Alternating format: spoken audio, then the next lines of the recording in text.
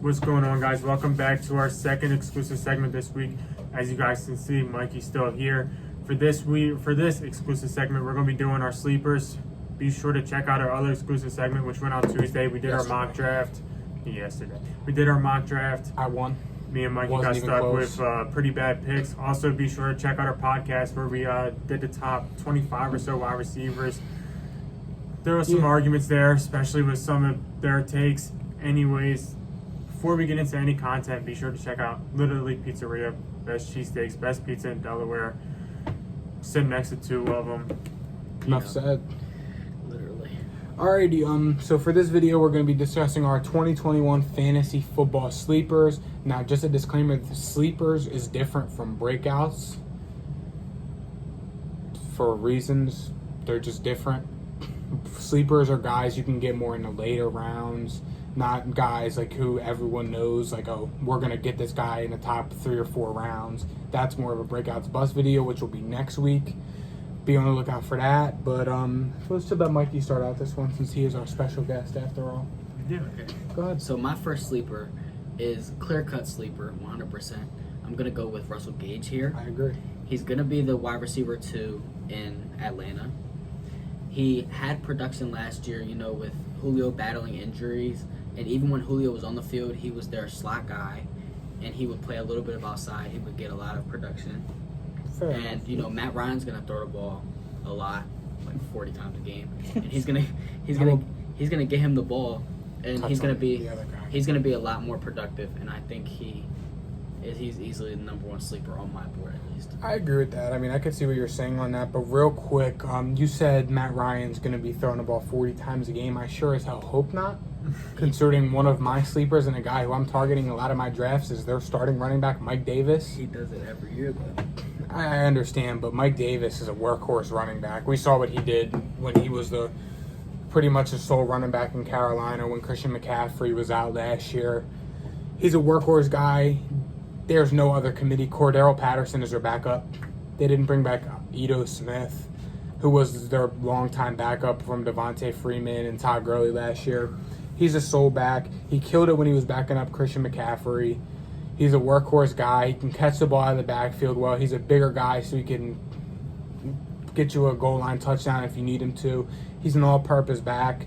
He's going in about the 6th to 8th round or so. Forgot to say that before I go. Mike Russell Gage out of probably just like an undrafted guy.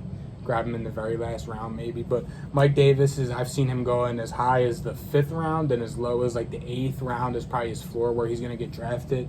So I like Mike Davis a lot as a sleeper this year. There's not a lot of buzz around him because you hear a lot about Kyle Pitts and Calvin Ridley and Matt Ryan. They're going to be slinging the ball. I think Mike Davis is in a very good situation with their new head coach, considering he was the Titans offensive coordinator and we saw how good Derrick Henry was in that offense. So, I mean, that should go without saying. That's why Mike Davis is one of my biggest fantasy football sleepers this year. Yeah, I like both of those guys. Russell Gage, I'm looking at our fantasy mock draft that we just did, and I don't think Russell Gage is there. Russell Gage, I think, is a great sleeper. Probably my favorite sleeper that you have on your list. Yeah, Mike Davis was also a pretty good, pick.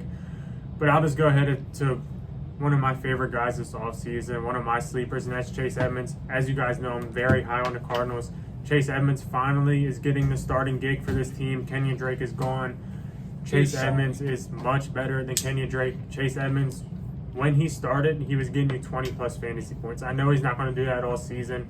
Those are top 10 running back numbers, but Chase Edmonds, I think, he can be in the teens. You know what I mean? He can have that potential. I know he can lose some of his goal line work to James Conner. That's kind of why they brought him in, but I don't believe in James Conner taking away his, early down carries. I don't see that at all. Chase Edmonds is the receiving back on a very explosive offense in Arizona. The boys are going to score a lot of points. I see Chase Edmonds having a pretty good year. I was going to say, where did I say his ADP was going in there? Oh, it's is it in our big notes? Yeah. I would say, I'm pretty sure he's going around the 7th, 8th round. I would take him in either of those spots. I'm a guy. You said like 7, 8, yeah. Yeah, I'm a guy that goes running backs heavy at the start. So if you can kind of round out your running back core, maybe this is the 4th RB in the 7th round, I would definitely take it. Yeah, I mean, Chase Edmonds fits a lot better in that offense than James Conner does, considering they got Kyler Murray, a mobile guy. They got guys like Christian Kirk and Rondale Moore. They're going to be getting snaps. They got DeAndre Hopkins, arguably. DeAndre Hopkins is the second best receiver in the NFL. They have him there. They also bought in A.J. Green, brings in a veteran presence in the receiver room. Their offense is going to be very dynamic and explosive. So I wouldn't look too much into the smoke of James Conner taking most of Chase Edmonds' early down carries, like you said. Because, I mean, James Conner, he's more of a power back kind of guy, get you that goal line touchdown if you need to. But their offense is explosive, so I can't see them being in a goal line stand situation too many times with the playmakers they have. So, Mikey, who is your second sleeper? Okay, I'm gonna talk about my controversial sleeper. This has potential. I believe I'll be able to explain it. DJ Chark is my next Gonna sleeper, be me in my next one too. and I will explain why. Let's hear it. DJ Chark he's had his very consistent moments, he has very inconsistent moments, but he's been able to get it done with the likes of Gardner Minshew and Jake Luton. So Mike Glennon. How you forget Mike Glennon? I don't forget. Come on, Mikey. Well, DJ Chark coming in, he gets a severe upgrade in quarterback and Trevor Lawrence. This offense, in my opinion, despite the offensive line maybe, but they have the potential to be very explosive with the likes of Marvin Jones, who I think is pretty underrated. I just like their whole offense pretty much. I like Travis Etienne. I didn't like how they get him in the first round, but yeah, that's pretty much all I have to say about that. I see what you're saying about that, but I think this guy, coming from the same team, is going to step in a little bit of his sleeperness. I mean, and just a disclaimer, we didn't plan this going from Falcon to Jaguar to Jaguar. We did not plan this, I swear to God. But one of my biggest fantasy sleepers, and I'm going to touch on him on the podcast, I'm sure, and I'm going to touch on him next week for the breakout players, Laviska Shenault, 2nd round pick last year from the Jacksonville Jaguars. I've seen him being projected in about the 8th round to the 11th, 12th round, around there, just depending on how some of these boards are going. Where did he go in? 10th. Our drive. Okay, so right around there. Laviska Shenault in his rookie year, he racked up 79 targets and 18 rushing attempts in the offense. He's one of those gadget guys, like we talked about on yesterday's video, similar to like how Curtis Samuel has been used and is going to be used in Jacksonville. He's versatile. He's a gadget guy. He can play in the slot. He has a decent size and frame to play on the outside if he needs to. He's quick.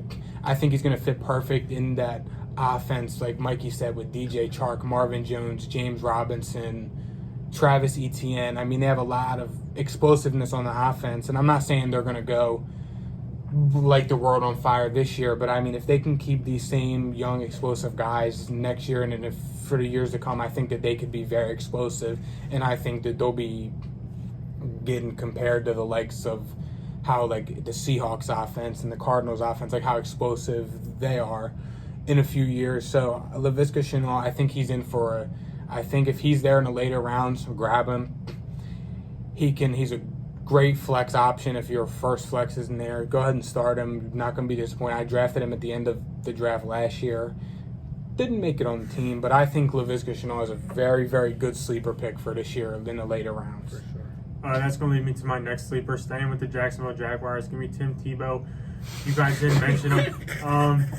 But no, both of those guys, I mean, they're fine candidates for sleepers. I can see young, talented guys. I can see one of them working, maybe not both. We'll kind of see which one does. Anyways, I'll go ahead and jump to my next guy. Another kind of, 7th, 8th round guy, another running back. It's Javonte Williams in Denver. I mentioned this on the mock draft. Denver has been trying to get a good running game for a long time now.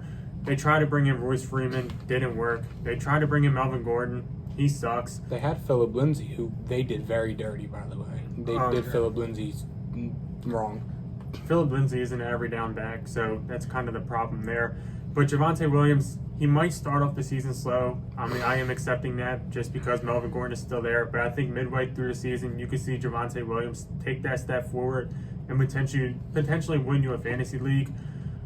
I like Javonte Williams. They traded up in the 2nd round to go get him. They're going to use him. And if you get a starting running back there in the 8th round who's super talented like Javonte Williams is, and I think he can take over this, this running game. You're in Denver. It's a defensive team. Defensive teams like to run the football. I think Javonte Williams has a ton of potential. I agree with that, and I don't mean to cut you off, Mikey. This one, I'm going to save yours because yours might be talked about. This one's not going to be talked about. Ryan does not like this one. I like his last one. That's what I'm saying. Yeah, mine, you're not going to like it, so I'm going to just get out of the way. My final sleeper, if you guys watched our fantasy football mock draft that dropped yesterday, I took this guy in the second to last round, and I said, come back for the explanation. The very last round I took him. Amon-Ra St. Brown, wide receiver from Detroit. He is not getting drafted. If he gets drafted, I can see him maybe in the, Last round. Last round. I would take him as early as like the 12th, 13th. But Amon-Ra St. Brown, he's in Detroit. Detroit took him in the 4th round, if I'm not mistaken. Detroit Lions, they don't have a receiver 1. Tyrell Williams is not your receiver 1. I'll tell you that right now. Amon-Ra St. Brown, he's coming as a rookie. He can play that big slot kind of role. He can play in the side. He can play on the outside. He's got a big frame. He's pretty quick. He's got a good route tree. I liked him a lot. I scouted him. I wanted the Patriots to actually draft him. Would have fit good in the offense, but I think that he's going to have a pretty good year. He's going to shine as that receiver 1 in Detroit outside of, I guess you could say TJ Hawkinson, but they have no true wide receiver 1, and I think Amon-Ra St. Brown is going to jump into that role this year, and he is a very, very, very, very deep sleeper. I don't know how much. Yeah, I'm not going to argue deep sleepers. They're sleepers for a reason. If everybody liked them, they wouldn't be a sleeper. Yeah, exactly. I respect it. Yeah. Enough said, and let's see. Who should we? We'll let Mikey finish off with his last one. Okay, my last one I think is a no-brainer if you're in the last round without really a quarterback. I'll tell you right now, he will not be there in the last round. Not like the last round, the later rounds. I meant to say later rounds. What is his ADP? In this one, he went in the 13th round, but I've seen him going, with Tom Brady, like guys like that. 9, 10, 8. Yeah, and the guy. It's a quarterback. Yeah, the guy we're talking about here is Jalen Hurts. I'm an Eagles guy, but last year I had him for the last half of the season once Carson Wentz got. He's a bum. He's sorry. Eagles suck. While we're talking about it, I'm sorry. I saw some dude bet $4,000 on the Eagles winning a Super Bowl, and it's like a $500,000 payout. I said that's ridiculous. I said at that point, go give $4,000 to a homeless person. But I'll let you continue. Sorry. No, it's all good. So yeah, last year I had him for the last half.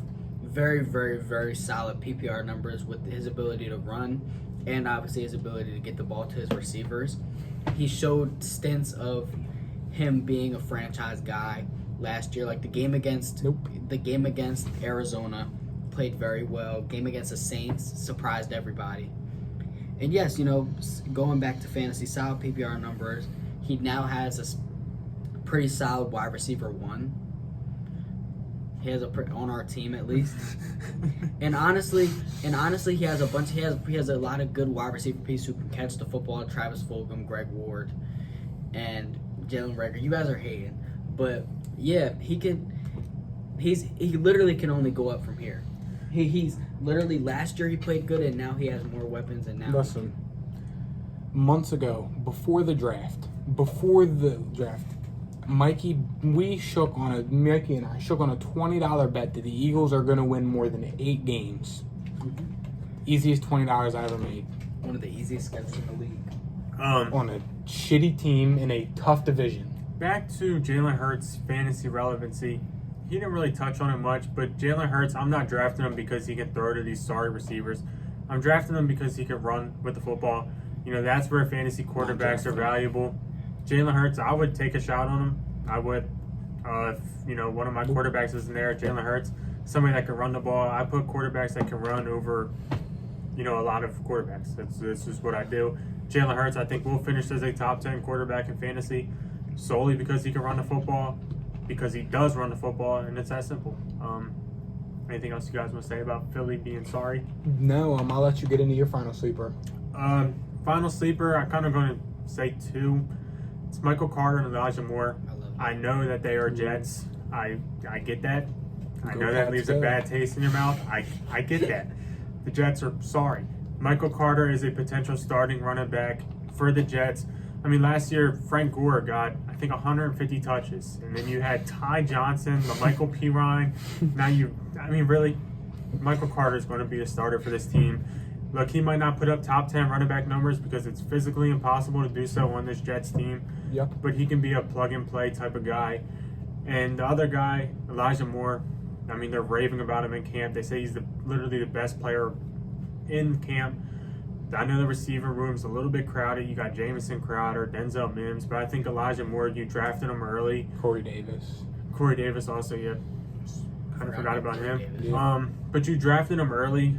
I think there's nothing wrong with taking a shot on Elijah Moore. He's going pretty late. In our draft, he went in the 13th round. I was going to take him there. But yeah, that concludes my sleepers. Yeah, I don't think I have any more sleepers. Be sure next week to be on the lookout for our breakouts and bust video. The week after that, our next fantasy mock draft, Ryan and I will be drafting on the same team, coming to a consensus on some of the picks. Thank you guys for watching. You guys have been killing it lately with the subscriptions and the likes and the views on the videos. Thank you guys so much. Gonna keep grinding, bring you guys good content. Thanks for coming on again. Thank you. Thank you guys for having me again. Of course. And I think that's gonna wrap it up. Anything else? Don't forget to like, subscribe, and then we'll see you guys next Tuesday with our next upload. Yep. See you. Peace.